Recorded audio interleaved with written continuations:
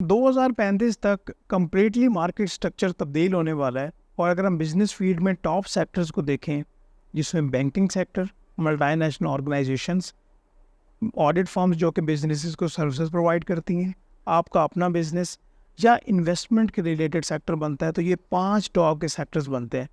अब इसमें किस नेचर का काम हो रहा है? Accounting, finance, audit, taxation, ERP, advisory, ये 6 आगे मेजर फील्ड्स बनती हैं। 6 की 6 ही इंपॉर्टेंट है, बट फ्यूचर को देखते हुए फाइनेंस भी इम्पोर्टेंस की हैसियत रखता है। तो अगर आप फाइनेंस में आगे बढ़ना चाहते हैं तो आपके पास आगे करियर ऑप्शंस क्या होंगे और आपकी टारगेट मार्केट क्या होगी, तो हम इसको डिस्कस कर लेते हैं। सबसे पहले मैं आपको ये बताना चाहूँगा, क्योंकि सबसे ज़्यादा जो फेवरेट है, लोग कहते हैं जी अकाउंट्स में चले जाते हैं, उसके बाद फाइनेंस की बारी आती है।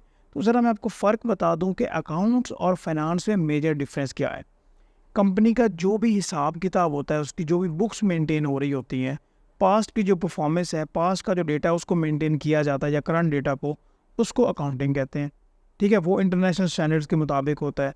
अभी उस समरी को, उन रिपोर्ट्स को बेस बनाते हुए जो फ्यूचर्स के डिसीजंस होते हैं, ये मैं आपको एक इम्पैक्ट बता रहा हूँ, एक उसको हम फाइनेंस की कैटेगरी में लेके आते हैं। कंपनी में अगर पैसा आना है, इन्वेस्टमेंट लेके आनी है, कंपनी ने कहीं भी इन्वेस्टमेंट करनी है, किस तरह से फाइनेंसेस होंगे, लोन लेना है बैंक से, ये सारी जो कैटेगरीज है कहाँ पे आ जाती हैं? फाइनेंस की कैटेगरी में, कंपनीज के पर्सपेक्टिव से। तो फाइनेंस जहाँ पे फ्यूचर की बात आएगी, वहाँ पे अच्छा बेहतरीन फ्यूचर देखने को मिलेगा। अभी फाइनेंस में अगर आपने आगे बढ़ना है तो आपके पास कौन से करियर ऑप्शंस हैं? सबसे पहले टारगेट मार्केट को देख लेते हैं। देखिए, सबसे पहले अगर आप फाइनेंस में बढ़ना चाहते हैं तो जॉब मार्केट के लिहाज से अपने बिजनेस भी आप कर सकते हैं, और जॉब मार्केट के लिहाज से आप बैंकिंग सेक्टर को टॉप पे देखेंगे। आगे बैंकिंग सेक्टर में फाइनेंस को लेके बेशुमार आगे कैटेगरीज बनती हैं, जिसकी डिटेल में मैं नहीं जाना चाहता। उसके बाद कैटेगरी आती है मल्टीनेशनल कंपनीज की, या लोकल लेवल पे जो भी कंपनीज ऑपरेट कर रही हैं। इनमें अकाउंट्स एंड फाइनेंस का अलग अलग डिपार्टमेंट भी होते हैं और मर्ज डिपार्टमेंट भी होते हैं। तो यहाँ पे भी अच्छे खासे आपको एवेन्यूज़ मिलेंगे जॉब्स को लेके।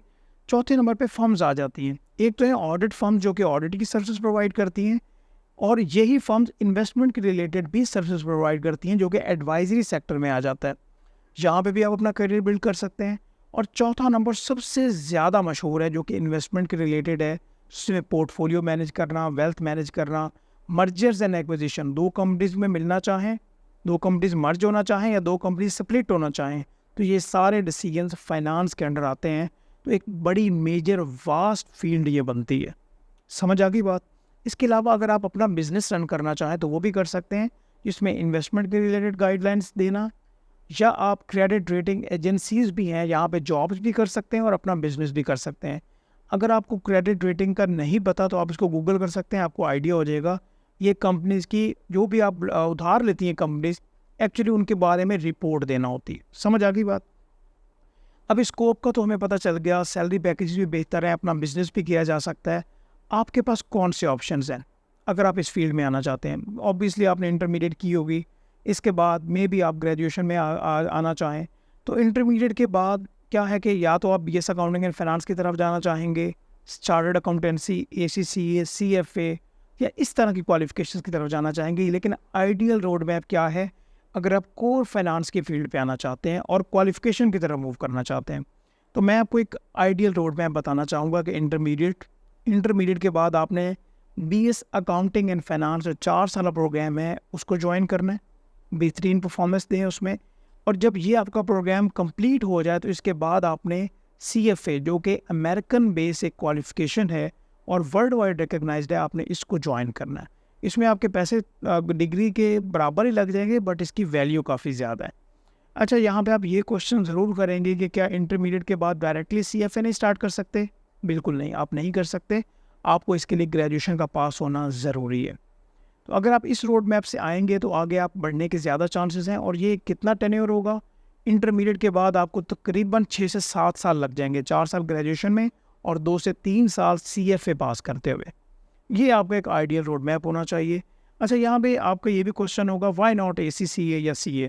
देखिए, अगर हम CA की बात करें या ACCA, ये कोर फाइनेंस नहीं है। इसमें फाइनेंस आप पढ़ेंगे ज़रूर, इसमें अकाउंट्स भी पढ़ेंगे, फाइनेंस भी पढ़ेंगे, टैक्सेशन भी पढ़ेंगे, लॉ भी पढ़ेंगे, टैक्स भी पढ़ेंगे, सारा कुछ। बट कोर फाइनेंस अगर आप जाना चाहते हैं तो फिर चार्टर्ड फाइनेंशियल एनालिस्ट CFA आपके लिए एक बेस्ट ऑप्शन बनता है। तो ये एक गाइडलाइंस है।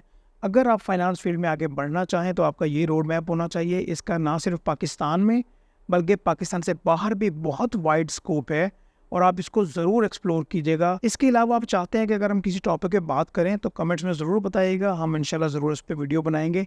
अपना ख्याल रखिएगा और चैनल भी सब्सक्राइब कीजिएगा। Thank you so much. अल्लाह हाफ़िज़।